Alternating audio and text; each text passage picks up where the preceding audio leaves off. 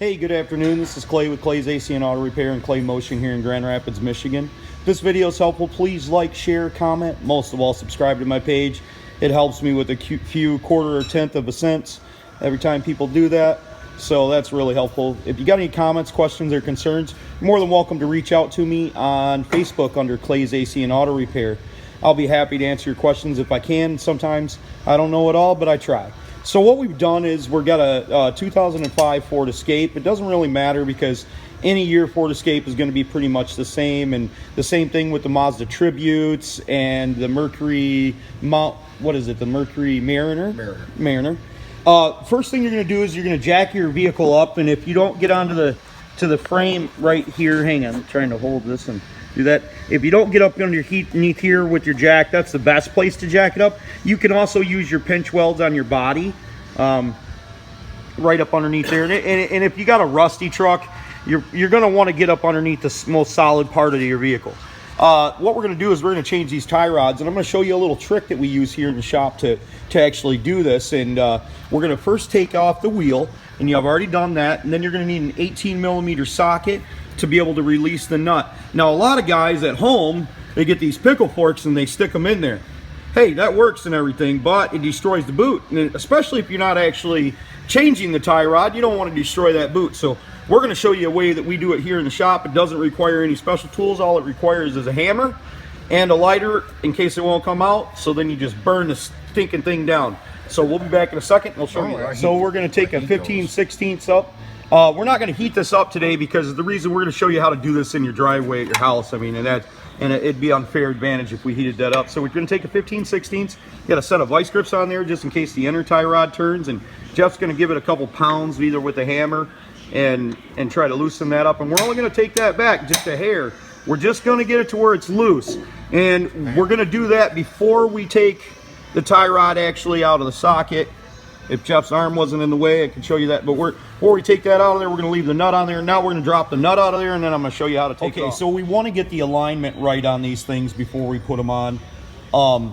So what we're going to do is when we spun it, let me see it. Take this off there. Well, so you see the difference. So when we spun it, we just counted 1. So every time it faced down, it doesn't really matter where it's at on the clock. And then it'd be 2. Now, when we pulled the old one out, we counted 24 turns. When we put the new one on, it's 25. But we could notice about 1/8 of an inch difference between the two sizes. So we ended up bringing it out 1 more turn and only putting it on the 24 turns. It's kind of one of them things you just got to use your bobble for, and you just kind of look at it and eyeball it.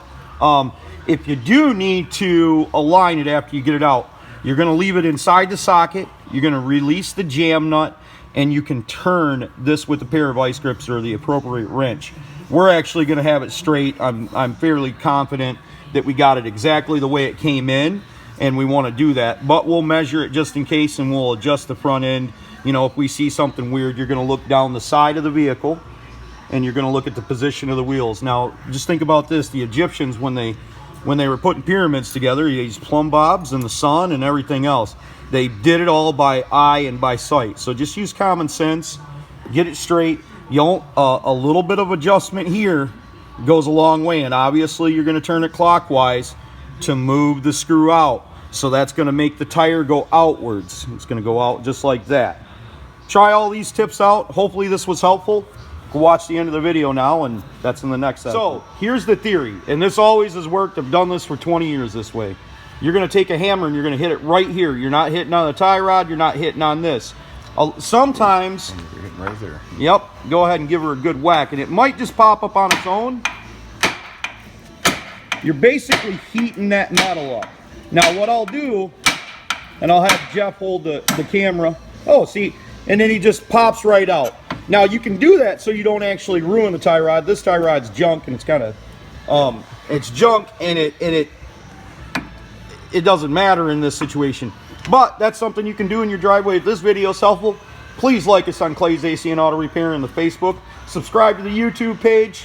Remember, if you can't fix it, just burn it down. No, I'm just kidding. Anybody else who can fix something, you can fix it too. All you got to do is give it a try. So you can't break what's already broken, so you might as well try to mess it up.